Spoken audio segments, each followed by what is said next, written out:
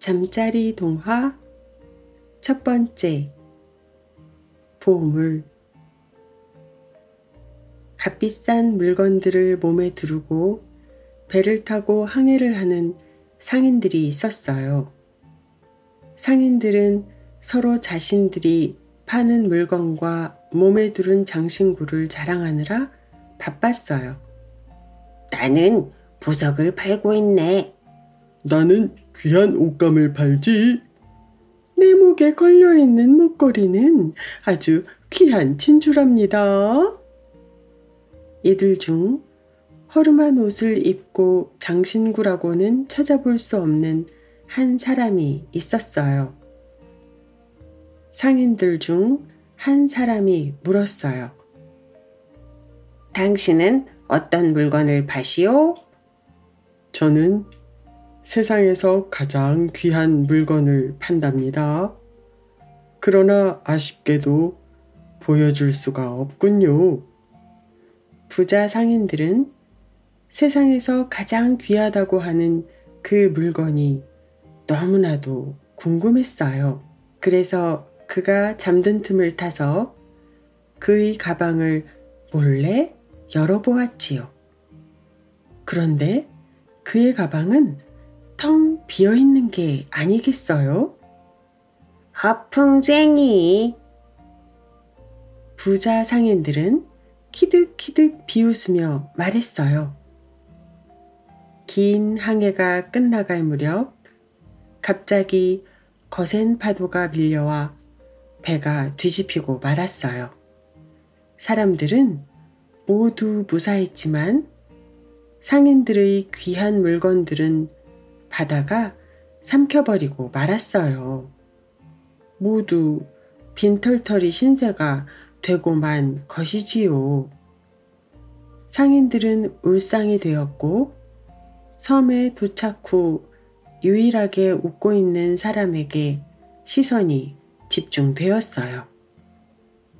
바로 가방이 텅 비어 있어 잃을 게 없었던 사람이었지요. 사실 그는 유명한 학자였어요. 섬의 이곳 저곳에서 강연을 시작하자 사람들에게 존경과 사랑을 받으며 큰 재산을 모으게 되었어요. 상인들은 입을 모아 말하기 시작했어요. 아무리 값비싼 보물도 잃어버리면 소용이 없지. 하지만 지식은 머릿속에 든 것이니 잃어버릴 일이 없군. 당신이 세상에서 가장 소중한 보물을 가지고 있는 것이 맞소.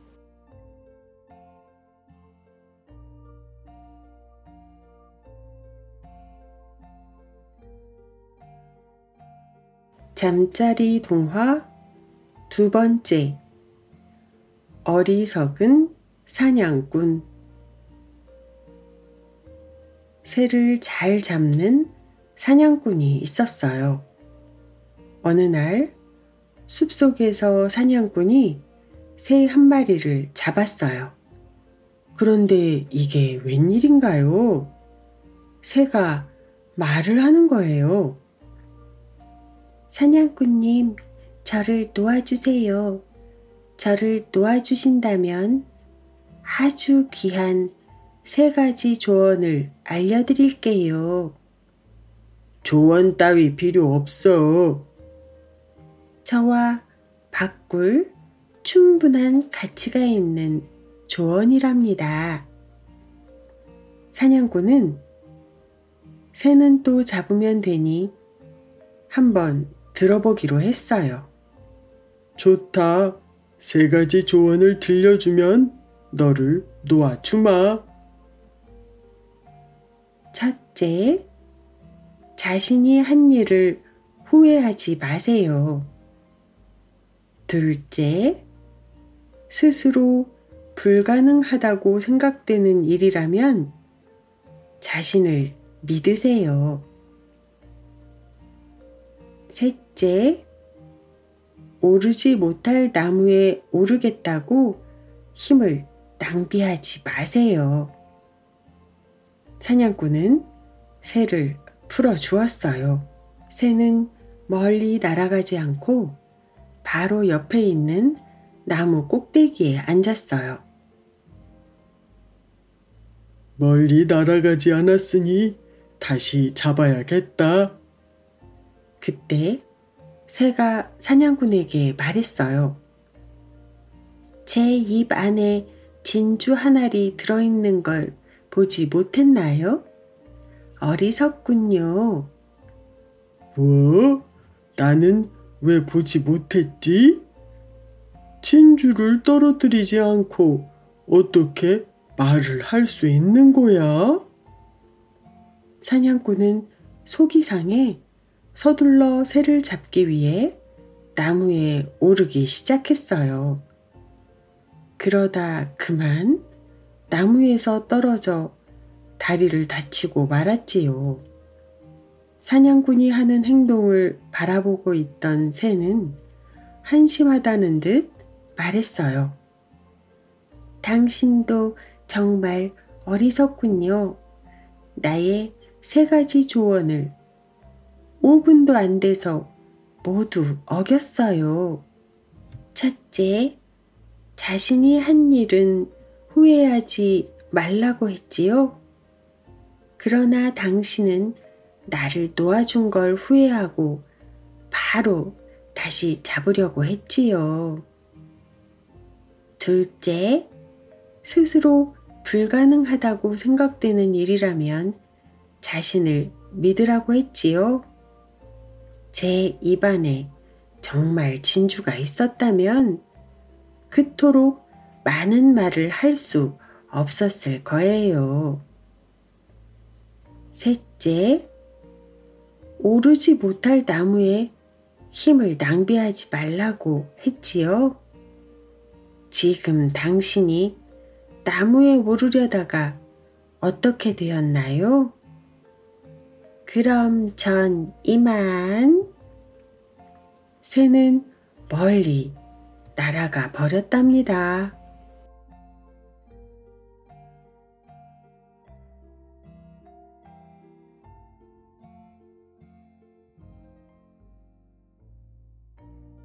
잠자리 동화 3번째. 나쁜 일과 좋은 일. 나귀와 개를 데리고 여행을 하고 있던 남자가 있었어요. 날이 저물어 머무를 곳을 찾고 있었지요. 그때 마을 입구에 있는 허름한 빈 집을 발견하게 되었어요. 아, 다행이다. 오늘 하룻밤 쉬어갈 수 있겠어. 남자는 나귀와 개와 함께 집 안으로 들어가 램프에 불을 붙였어요.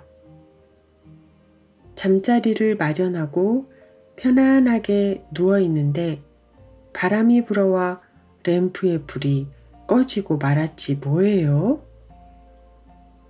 불을 붙일까? 아니야, 그냥 자자. 남자는 그대로 스르르 잠이 들었어요. 그러나 그가 잠든 사이 문 밖에서 이상한 소리가 나더니 동물들의 습격이 있었어요. 야생 여우와 사자가 나귀와 개를 물어간 것이었어요. 날이 밝고 잠에서 깬 남자는 큰 슬픔에 빠지고 말았어요. 길동무였던 나귀와 개를 모두 잃었기 때문이지요. 더 이상 나를 태워줄 나귀도 재롱을 부려줄 개도 없구나. 바람이 불어 꺼진 램프에 다시 불을 붙였다면 개와 나귀를 지킬 수 있지 않았을까? 그는 후회했지만 소용없는 일이었어요. 배가 고팠던 남자는 마을 사람들에게 도움을 청하기 위해 마을로 들어갔어요. 그런데 이상하게도 마을은 너무 조용했어요. 물건들은 바닥에 흩어져 있고 상점 안에는 주인도 물건도 없이 텅 비어 있었어요. 누구 없어요? 큰 소리로 불러보았지만 대답하는 사람은 아무도 없었어요. 남자는 그때야 깨달았어요. 어젯밤에 도둑들이 쳐들어왔구나. 사람들을 모두 끌고 간 거야. 만약 램프가 바람에 꺼지지 않았다면 그가 있는 곳이 도둑들에게 알려졌을 거예요. 개와 나귀도 야생동물의 습격에 물려가지 않았을 것이고 개는 짖고 나귀는 소란을 피웠겠지요. 램프가 꺼지고 개와 나귀가 물려가는 바람에 목숨을 건질 수 있었던 거예요. 나쁜 일이 좋은 일로 바뀐 거구나. 아무리 절망적인 상황이라 해도 희망을 잃지 말아야겠어. 남자에게 이 여행이 큰 깨달음을 얻게 해 주었답니다.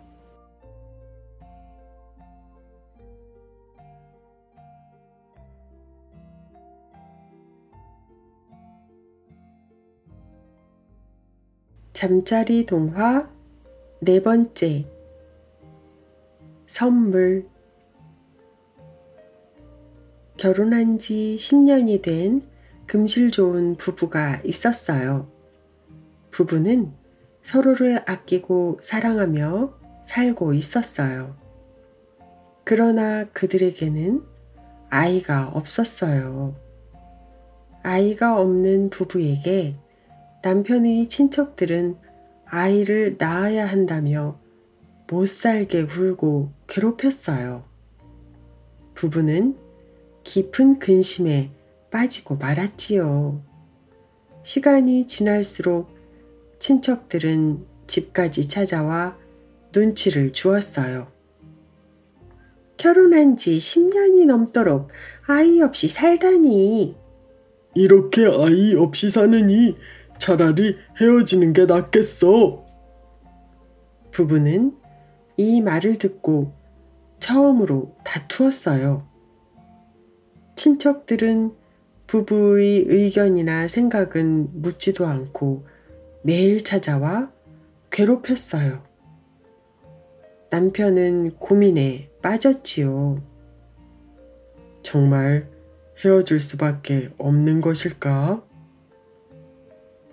괴로워하던 남편은 지혜로운 랍비를 찾아가기로 했어요. 저는 아내를 사랑합니다. 절대로 헤어지고 싶지 않지만 더 이상 아내를 힘들게 하고 싶지 않습니다. 이혼을 하더라도 아내에게 상처를 주지 않을 방법이 없을까요? 랍비가 대답했어요. 친척들을 초대해서 정성껏 대접을 하게, 그리고 아내가 얼마나 좋은 사람인지, 자네에게 얼마나 소중한 사람인지를 말하게. 그러면 친척들이 제가 아내가 싫어서 헤어지는 게 아니라는 걸 알게 되겠군요. 물론이지. 알겠습니다. 그렇게 하겠습니다. 그리고 아내에게 마지막으로 선물을 하나 주겠다고 하게. 어떤 선물을요? 아내가 평생 소중하게 간직할 것이면 좋겠지? 친척들에게 대접이 끝난 후 아내에게 물어보게. 아내가 직접 고를 수 있도록 말이야. 랍비는 남편을 돌려보내고 그의 아내를 불러 이야기를 나누었어요. 며칠 후 남편은 친척들을 모두 초대했어요. 남편의 어깨는 축 늘어져 있었고 얼굴은 슬퍼 보였어요. 파티가 끝나갈 무렵 슬슬 친척들이 집으로 돌아가려 하자 남편이 큰 소리로 말했어요. 이제 저희 부부는 여러분이 원하는 대로 헤어지려 합니다. 그래서 제가 가진 것 중 아내가 가지고 싶은 것 한 가지를 주려고 합니다. 내가 가진 것 중 당신이 가지고 싶은 것 한 가지를 말해요. 그것이 무엇이든 선물로 주겠소. 너무나도 슬퍼 보이는 남편을 바라보며 아내가 말했어요. 저는 선물로 당신을 받고 싶어요. 아내는 랍비가 미리 알려준 대로 대답했어요. 부부는 눈물을 흘리며 포옹을 했어요. 랍비의 지혜로 헤어지지 않게 되었고 남편은 자신이 얼마나 어리석은 생각을 했는지 깨닫게 되었답니다.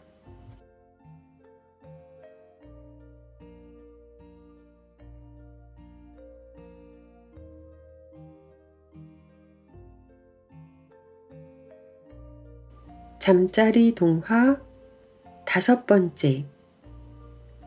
못생긴 랍비. 매우 현명하며 지혜로운 랍비가 있었어요. 그는 인품도 훌륭하여 많은 사람들이 그를 따랐지요. 단, 흠이라면 얼굴이 아주 못생겼다는 점이었어요. 어느 날 랍비가 이웃나라의 공주를 만나게 되었어요. 그는 눈부시게 아름다운 외모를 가지고 있었지만 생각이 짧고 어리석다는 게 흠이었어요. 그녀가 랍비의 모습을 보고 비웃으며 말했어요. 당신의 지혜가 아깝군요. 못생긴 그릇에 담겨 빛을 발하지 못하고 있으니 말이에요. 잠시 생각에 잠겨있던 랍비가 웃으며 말했어요. 공주님, 이 궁궐에서 포도주는 어디에 담그시나요? 그야 나무통에 담그지요. 아니, 그 귀한 포도주를 보잘것없는 나무통에 담근다고요? 아니, 그럼 어디에 담근단 말이에요? 당연히 금그릇이나 은그릇에 담그셔야지요. 어머나, 그 말이 맞네요. 공주는 당장 하인들을 불러 나무통에 담겨있던 포도주를 금그릇과 은그릇에 모두 옮겨 담도록 했어요. 며칠이 지나 화가 난 왕이 공주를 불렀어요. 공주는 칭찬받을 생각에 신이 나서 왕에게 갔어요. 그러나 왕은 잔뜩 화가 나서 벼락 같은 소리를 치는 게 아니겠어요? 어떤 바보가 금그릇에 포도주를 옮긴단 말이냐? 아버지, 화내지 마시고 제 말 좀 들어보세요. 그 좋은 포도주를 하찮은 나무통에 담그다니요. 금그릇에 담그면 훨씬 맛이 좋아질 거예요. 어리석구나. 포도주는 나무통에 담그어야 맛이 좋다는 것을 몰랐단 말이냐? 이 말을 들은 공주는 씩씩거리며 라삐를 찾아가 따져 물었어요. 나에게 왜 그런 거짓말을 한 거지요? 저는 훌륭한 것도 때로는 보잘것없는 그릇에 담는 게 좋을 때가 있다는 걸 가르쳐 드리고 싶었습니다.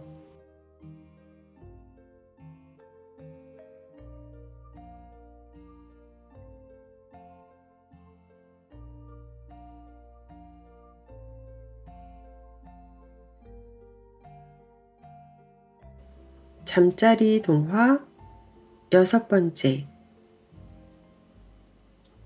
말들만 재워주시오.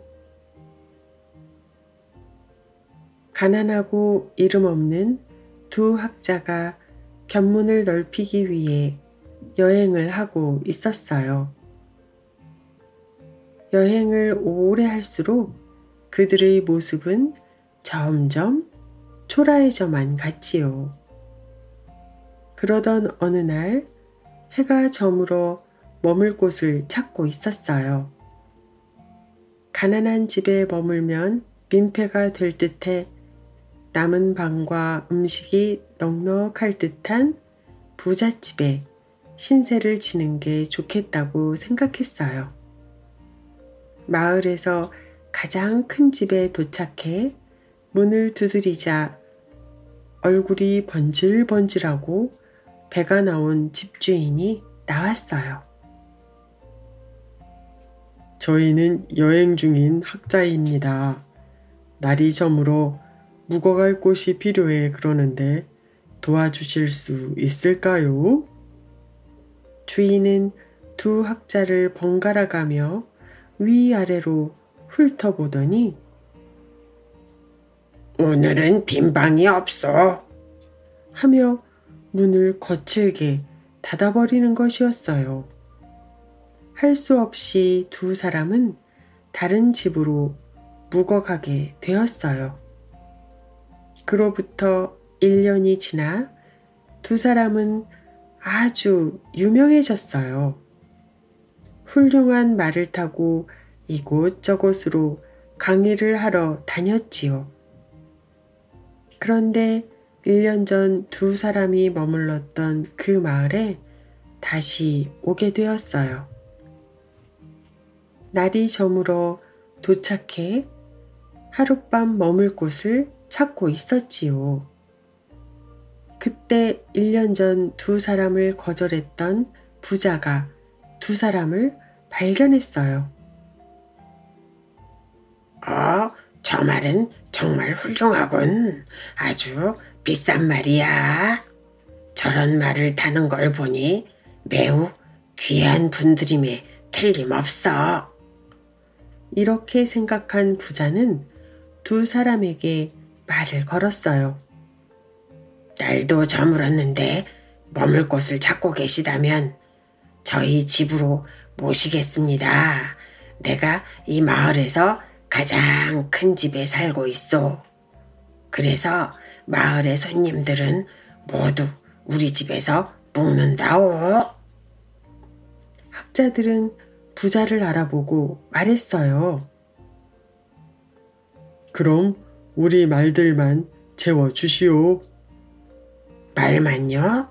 당신들은 어디에서 머물 생각이시오? 학자 한 사람이 냉정하게 말했어요. 당신은 우리를 기억하지 못하시는군요. 1년 전에도 우리는 머물 곳을 찾고 있었고 옷도 지금처럼 초라했었지요. 물론 당신은 우리를 거절했고요. 단지 그때와 달라진 것이라면 말의 품종뿐이니 말만 하룻밤 재워주시면 됩니다. 부자는 얼굴이 빨갛게 달아올라 아무 말도 하지 못했답니다.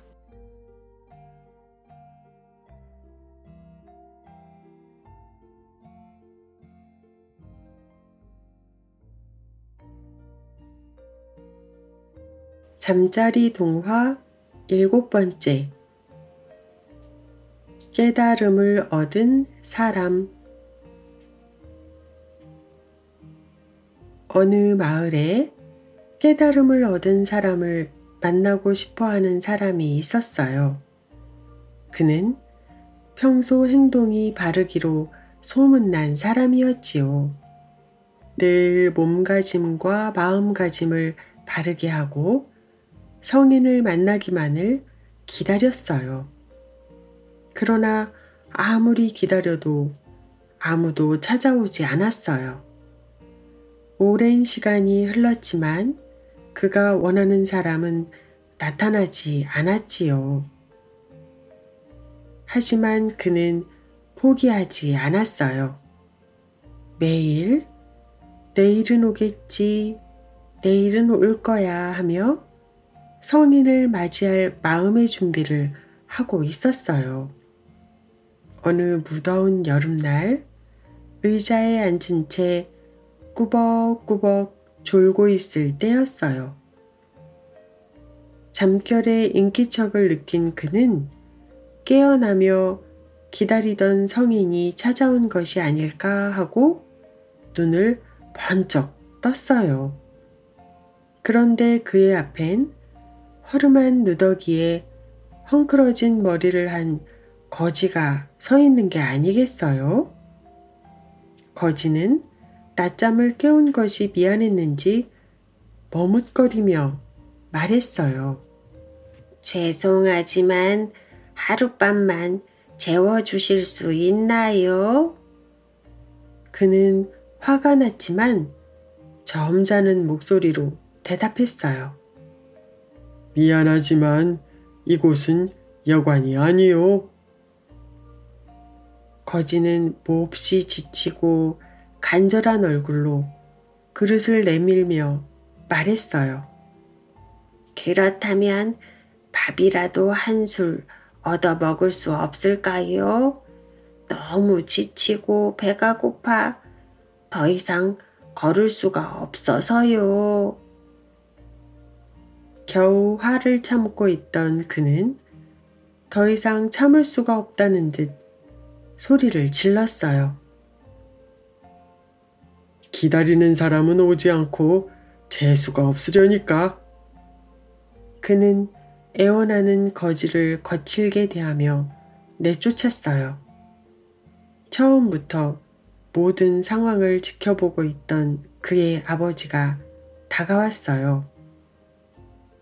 그리고는 그에게 친절하지만 엄격하게 말했지요. 얘야, 너는 처음부터 수행을 다시 해야겠구나. 저 거지 때문인가요? 아직도 이렇게 고약한 냄새가 나는데도 말인가요? 정말 어리석구나. 저 거지가 그토록 네가 기다리던 성인일지도 모르지 않느냐.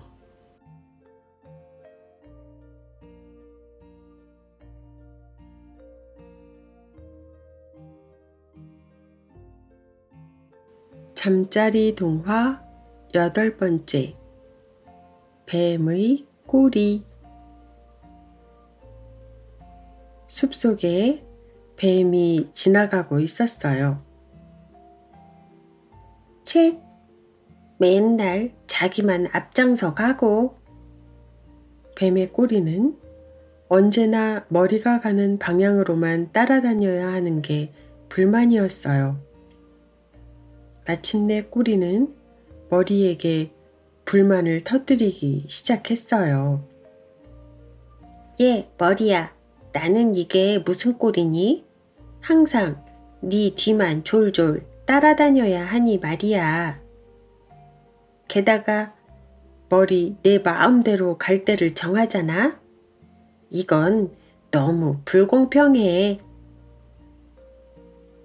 뱀의 머리가 꼬리에게 말했어요. 꼬리야, 너는 눈이 없어서 앞을 볼 수 없잖니. 그러니까 어디가 안전한지 모르잖아. 나는 나만 위해서 어디로 갈지를 결정하지는 않아. 머리의 말을 들은 꼬리는 버럭 화를 냈지요. 어림없어. 이제 나는 내가 가고 싶은 대로 갈 거야. 알았어? 어쩔 수 없구나. 네가 원하는 대로 해봐. 정말? 그렇다니까. 우와, 신난다. 하지만 조심해야 해. 알았어, 알았다고. 꼬리는 너무 기뻐서 앞장서서 앞으로 갔어요. 꼬리가 깜짝 놀라 소리쳤어요. 눈이 없어 위험을 알아차리지 못한 꼬리가 길을 잘못 들어 도랑에 풍덩 빠지고 말았던 거예요. 꼬리가 빠지자 머리도 따라서 풍덩 빠져버렸지요. 꼬리야, 조금만 더 힘을 내. 머리는 있는 힘을 다해서 꼬리를 데리고 겨우 도랑에서 빠져나왔어요. 한 번 실수한 건데 뭐. 머리야, 내가 다시 앞장설 테야. 그래, 그렇게 해. 그런데 이번에는 가시덤불로 기어들어갔지 뭐예요? 아, 따가워. 꼬리가 깜짝 놀라 소리쳤어요. 꼬리는 있는 힘을 다해 빠져나가려고 발버둥을 쳤지만 그럴수록 가시덤불 속에 더 깊이 들어갔답니다. 꼬리야, 가만히 있어. 내가 어떻게 해볼게.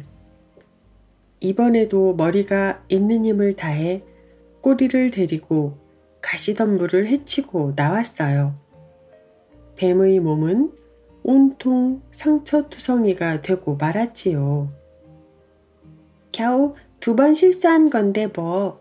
머리야, 이번에도 내가 다시 앞장설 테야. 꼬리는 여전히 앞장서겠다고 고집을 부렸어요. 그래, 그렇게 해. 그러다가 이번에는 활활 타는 불 속으로 기어 들어갔어요. 불이다, 불, 뜨거워. 꼬리는 불 속에서 빠져나가려고 몸부림을 쳤지만 몸부림을 치면 칠수록 오히려 깊이 들어갔어요. 꼬리야, 가만히 있어. 내가 어떻게 해볼게. 머리가 있는 힘을 다해 불 속에서 빠져나오려고 했지만 이미 때는 늦어버렸지요. 아, 뜨거! 머리야, 도와줘. 꼬리에 불이 붙은 거예요. 그리고 머리까지 불이 옮겨붙어 뱀은 그만 불에 타 죽고 말았답니다.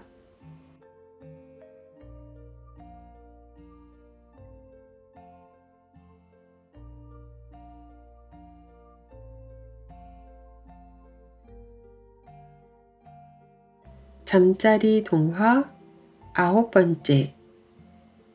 형제의 소중함. 어떤 마을에 우애가 각별하기로 소문난 형제가 살고 있었어요. 그런데 어느 날 갑자기 어머니가 돌아가시자 모든 게 변하고 말았어요. 그 이유는 바로 어머니의 유언을 서로 자신에게 유리하게 해석하며 싸우기 시작했기 때문이에요. 형제는 평생 못한 싸움을 한꺼번에 하려는 듯이 서로를 헐뜯기 바빴어요. 결국엔 싸우다 지쳐 나중에는 서로를 투명인간 취급하며 말도 섞지 않았어요. 어떻게 하루아침에 저렇게 변할 수 있지? 저대로 두어도 괜찮을까? 마을 사람들은 안타까워하며 고개를 저었어요. 이러다가 마을에서 쫓겨날지도 모르겠다고 생각한 그들은 평소 어머니가 존경했던 라삐를 찾아가 의논하기로 했어요. 라삐를 만날 때도 서로의 목소리가 듣기 싫어서 한 명씩 들어갔지요. 저는 동생을 잃었어요. 저에게는 이제 형이 없어요. 형제가 입을 모아 말했어요. 우리가 어쩌다 이렇게 됐는지 모르겠어요. 라삐는 자신의 강의에 형제를 초청했어요. 형제는 한 공간 안에 같이 있는 게 불편했지만 라삐의 성의를 생각해서 참석했지요. 곧 강의가 시작되었어요. 옛날에 두 형제가 살고 있었습니다. 형은 결혼을 해서 아이가 하나 있었고 동생은 총각이었지요. 시간이 흘러 부모님이 돌아가시면서 땅을 물려주셨어요. 형제는 그것을 공평하게 나누어 갖고 부지런히 농사를 지었습니다. 가을이 되자 열심히 농사 지은 과일과 곡식을 거두어 각자 창고에 넣었습니다. 그런데 그날 밤 동생은 잠을 이루지 못했어요. 자신은 혼자이지만 형은 아내와 아이까지 있으니 생활이 어려울 거라는 생각이 들었기 때문이지요. 같은 시각 형은 반대로 생각하고 있었습니다. 자신은 아내와 아이가 있으니 함께 노력해 먹고 살 수 있지만 동생은 혼자이니 저축해 두어야 한다고 생각한 것이지요. 형제는 과일과 곡식을 서로의 창고에 몰래 가져다 두었습니다. 당연히 창고의 수확물이 조금도 줄지 않았겠지요. 형제는 이상하다고 생각했어요. 다음 날도 또 그 다음 날도 마찬가지였습니다. 그로부터 얼마 후 형과 동생은 자루를 낑낑거리며 들고 가다가 길에서 마주치게 되었습니다. 깜짝 놀란 형제는 서로를 부둥켜 안고 울었습니다. 그동안 창고의 수확물이 줄지 않았던 이유를 알게 된 것이지요. 감동적인 이야기에 박수를 치는 사람들 사이에서 형제는 눈물을 흘렸어요. 라삐는 형제의 모습을 바라보며 안도했답니다.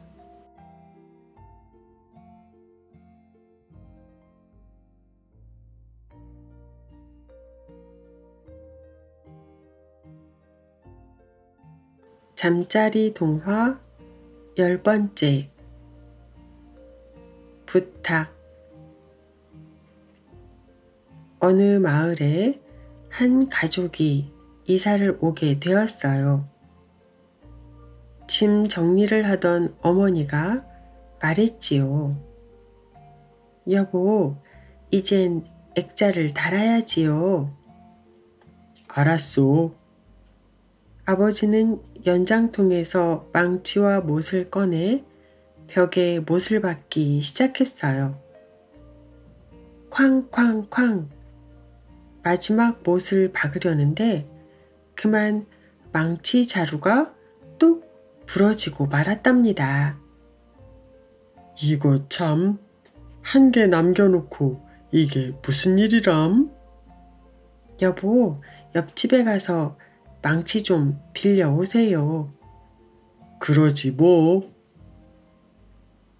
옆집에 가 문을 두드리자 집주인이 문을 열었어요. 안녕하세요. 누구쇼? 옆집에 이사 온 사람입니다. 죄송합니다만 부탁을 좀 드리려고요. 무슨 부탁이요? 네, 벽에 액자를 걸려고 못을 박다가 그만 망치자루가 부러졌지 뭡니까? 그래서 망치 좀 빌릴까 하고 왔습니다. 나는 남한테 절대로 연장을 빌려주지 않는다오.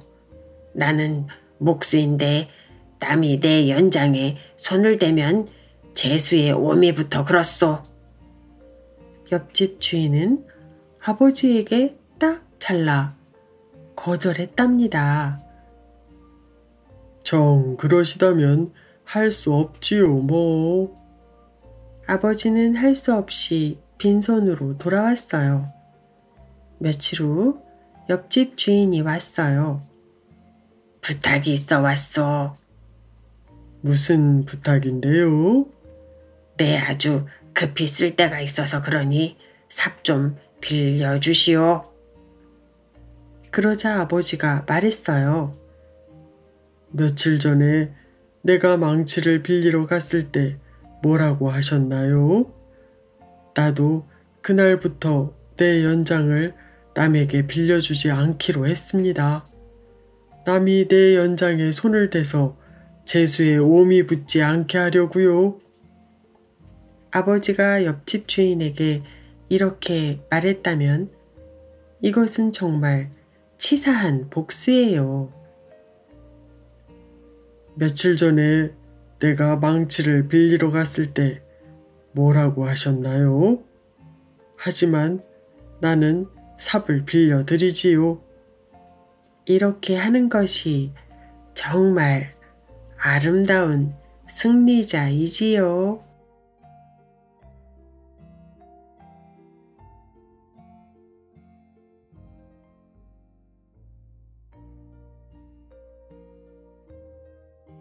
잠자리 동화 11번째 충성스러운 개. 한 부부가 이웃집에서 강아지를 한 마리 얻어왔어요. 몇 년 후 부부에게 아이가 생기자 늠름하게 자라난 개가 아이의 친구가 되어 주었습니다. 가족들이 모두 외출을 한 어느 날이었어요.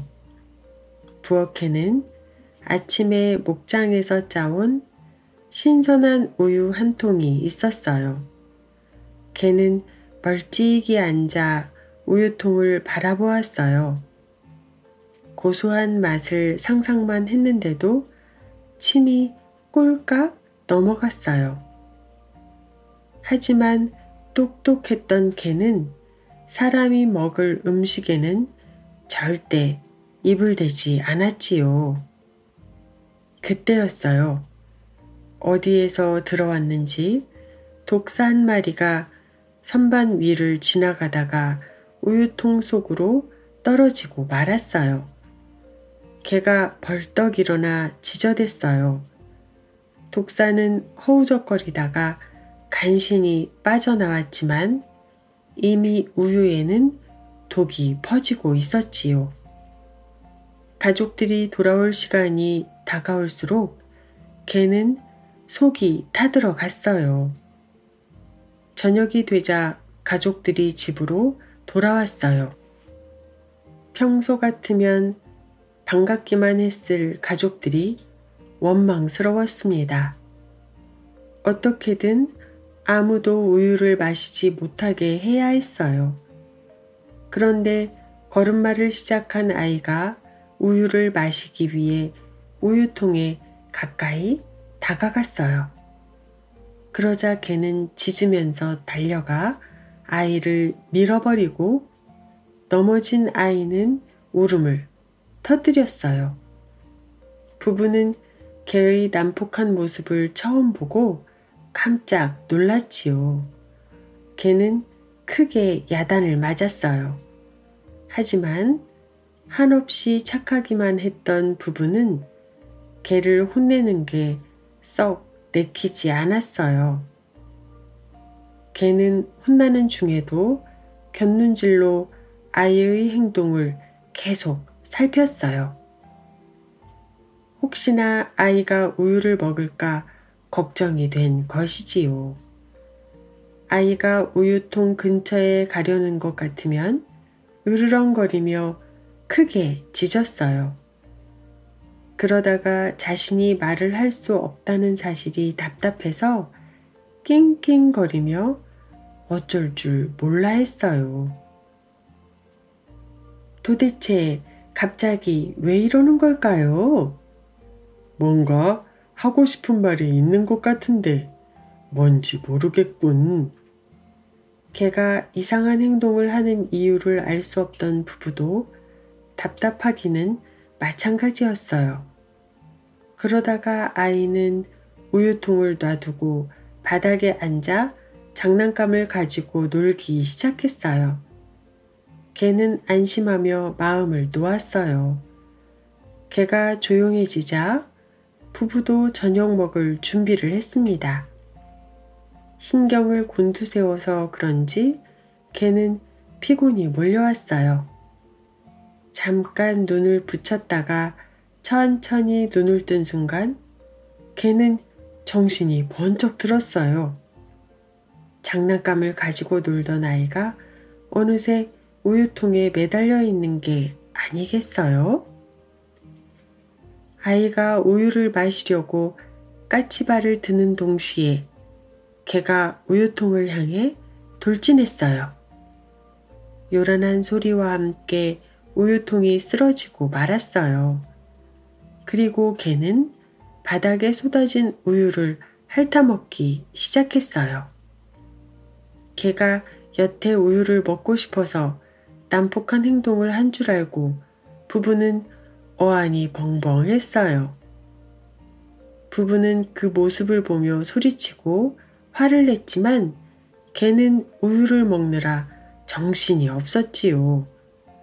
그런데 잠시 후 걔가 쓰러져 숨을 거두고 말았어요.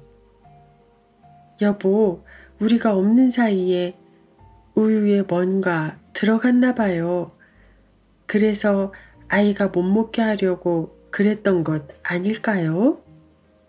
부부는 그제야 걔가 이상한 행동을 했던 이유를 깨달았어요. 부부는 차갑게 식어가는 걔를 안고 서글피 울었답니다.